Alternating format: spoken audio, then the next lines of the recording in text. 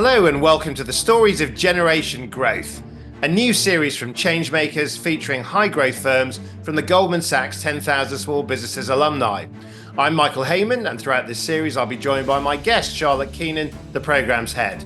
Together we will speak with business leaders who could well be at the heart of a new generation of growth for the UK. But what is generation growth? Well, it's an idea driven by the Small Business Manifesto, a call to action which shares insights and policy ideas on how we can release the potential of high growth companies to thrive. We'll be discussing the key recommendations of that manifesto and how we make them real. We're joined by Amanda Powell-Smith, Chief Executive of Forster Communications, a consultancy focused on supporting its clients to tackle climate change. Amanda, Charlotte, welcome to Changemakers. Great to see you. Amanda, Forster Communications, great story, great business, great impact. Let's go back, if we may, to your founder, the Body Shop years. I suppose the big idea. Thank you. Well, lovely to be here and thank you for having me.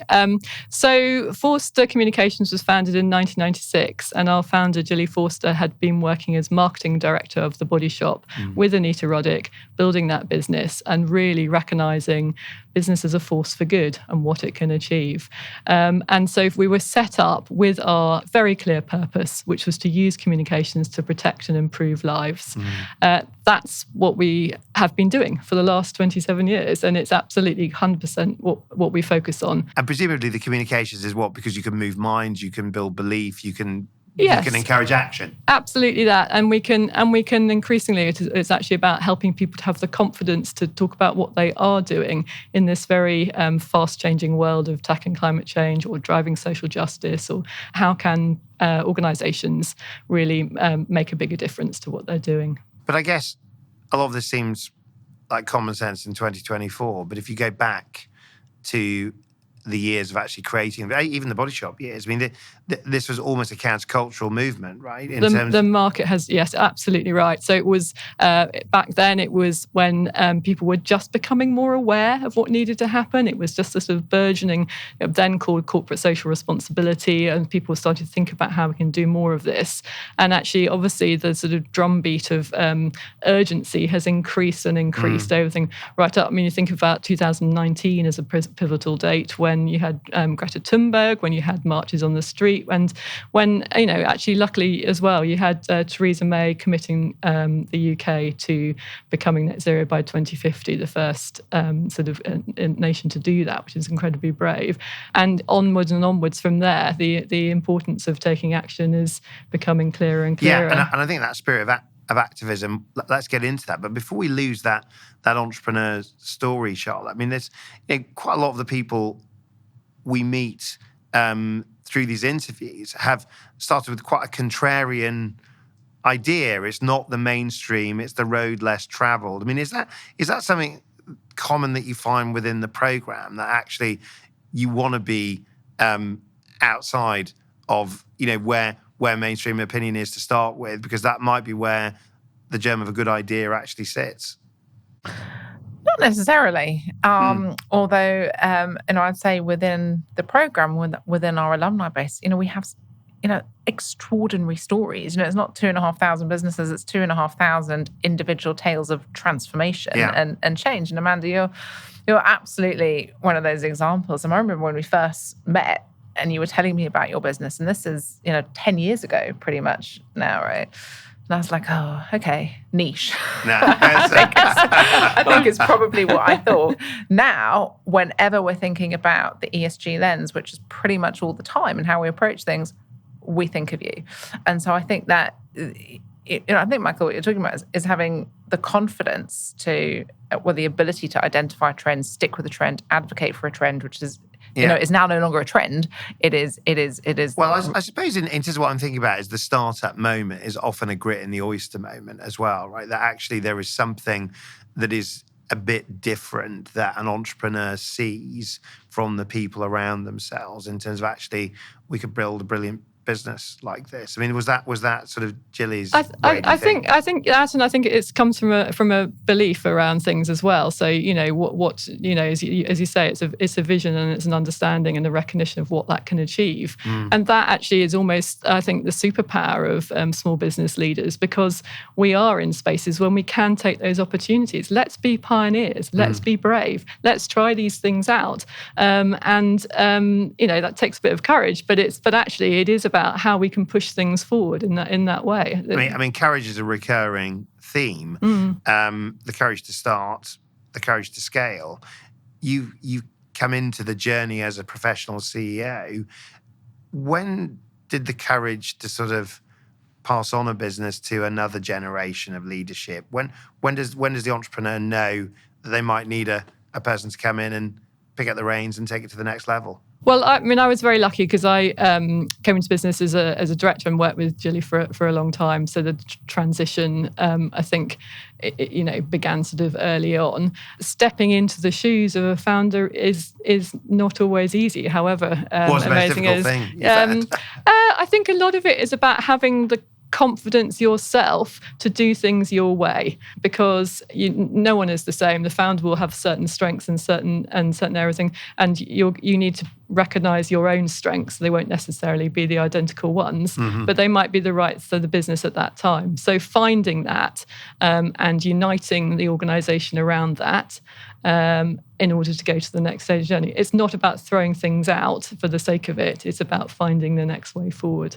But presumably, Charlotte, there is a moment when an entrepreneur kind of knows that they might need other people, other skills, that the journey needs to continue to a new chapter in a different way.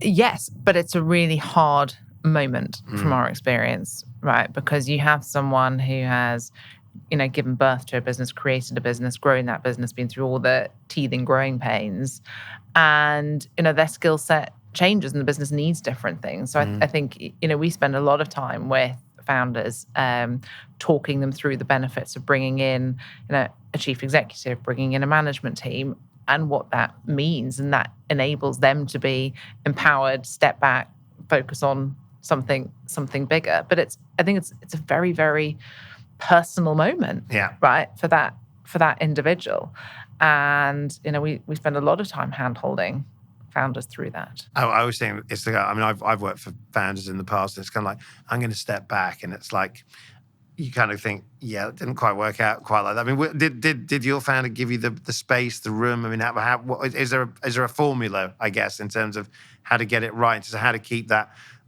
experience, that sort of passion for the project, but also give somebody the room to breathe as a leader in their own right? Yes, I think I've been incredibly lucky, and she's been very generous around that. And actually, what the sort of final stepping stone was me stepping forward with the confidence and the plan to do that and take it on that journey. We have, and it comes back to our purpose, we have our purpose rooted into who we are. So even if our client base might have changed slightly, what we're delivering and being impact-based hasn't. So the essence of the company remains the same. And I think that's the bit that, you have a sort of sense of continuity, and you have that way of delivering. And that's been very important. That's very interesting, because my next question was going to be about, well, you're a business that's been built to last. There's lots of comms businesses that have been founded in the last 2, 3, 5, 10 years and beyond. But actually, the businesses that are harder to find are businesses that have been around for a good deal longer than that.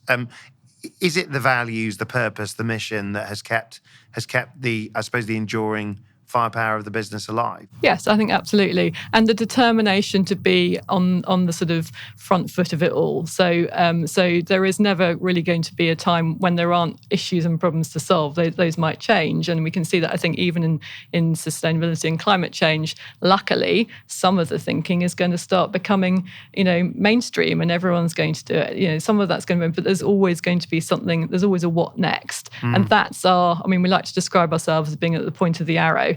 So that we are specialists, and that we are constantly looking at what else is coming up, what are the next things, and how can we step into that complex area? How can we help by untangling some of those things?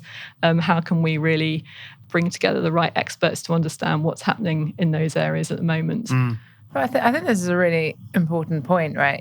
That sense of purpose and what the business is and what it isn't. And we've seen this in a number of our discussions, and we encourage our business owners to think about, what's your North Star?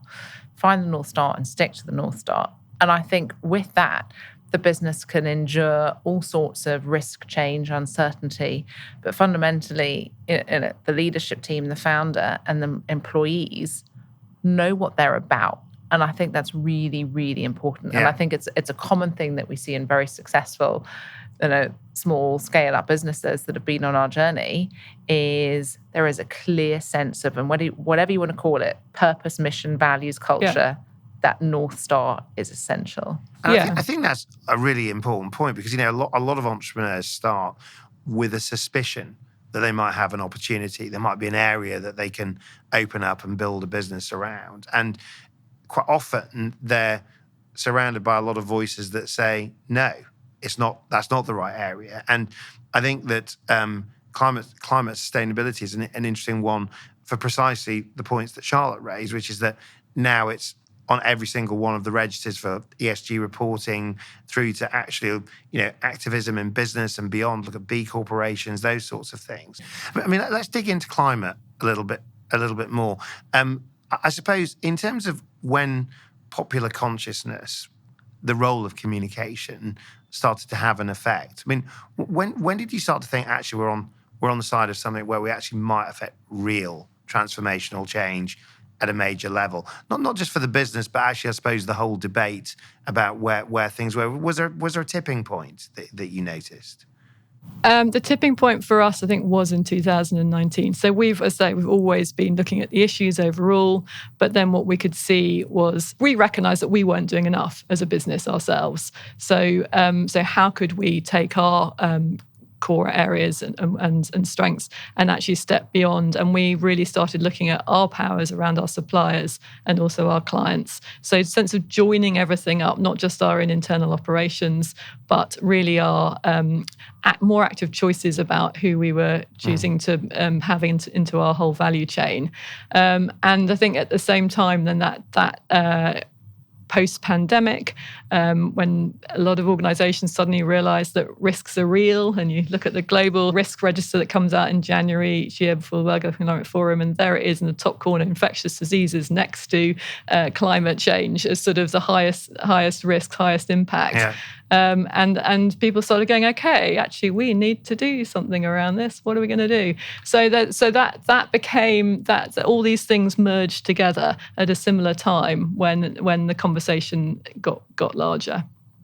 So you touched on your own journey as a business with that, but how has that transformed your clients?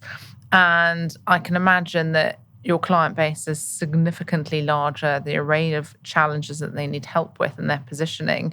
You're in a very different space now versus, a decade ago. So just talk to us a little bit about that, but also the next question is in terms of business process, right? Presumably you've then had to scale the business quite rapidly to respond to that demand. And what's that look like? Yes, our client base has significantly grown in the business sector. So we're still very much sitting in the middle of the sector, I say. So we have our not-for-profit clients and we have our business client is where the rapid growth has come from, business sector clients. And also our international client base has grown, partly driven by, I think, the realization, again, with pandemic and hybrid working, that's made a big difference. But also it is the multinational businesses that are taking a lot of the action fastest. So we are now working with a portfolio of global organizations, and then so that then means, as you said, you have to be able to service them in the right sort of way. And how has that team growth happened? Because presumably, in the Small Business Manifesto, access to skills is the number one issue. Yours is a very interesting business because it's not just about presumably the raw skills to do the job, but you've actually got to have some very, very highly relevant specialist expertise to actually help deliver the value and outcomes that your clients seek to achieve. Yeah, so our core skill is communications, PR, and then, as you say, the specialism is really understanding sustainability in sort of all its forms in depth. We're very lucky in that we have a very low turnover, so I think that comes from working for a purpose-led business, for a business that really leads with its values. So our turnover is 4% over the last 3 years compared to an industry average of 20%. Are your people activists in their own right? Of people, yeah. Do they tend to be activists in their own right, the people that work with you? Everyone joins because they believe in the purpose. Activism, I think, is many different forms according to individuals, and some people will choose to go out on marches, and other people might choose to do things through volunteering. So I think active. I think in the broadest sense of the word. I interviewed quite an interesting multinational that actually went out of their way to find climate activists to disrupt their own business model, and actually, interestingly, the climate activists that worked within that business said that actually this is how you affect real change, because business has got to do it. Yeah, I think you have to. I mean, it's difficult. And I think sustainability is getting increasingly harder, actually, as it gets more complex. There are some easier things that organisations can do, switch to renewable energy and that. But now, actually, we're at quite complex decision making for a lot of people, and it hasn't been done before. So in a way, I think it's almost like it's quite useful if you're used to being maybe even working in a small business where you have to be entrepreneurial all the time to keep moving forwards. That is where sustainability is at. It's big decisions for a lot of people. It's brave considering. It's thinking through all the options because in order to achieve what we need to, in order to transition to a sustainable system, in order to do it hasn't been done. So these are firsts for a lot of organisations, and they want and need partners and rather to help them with that. And that, I think, is the approach that we take.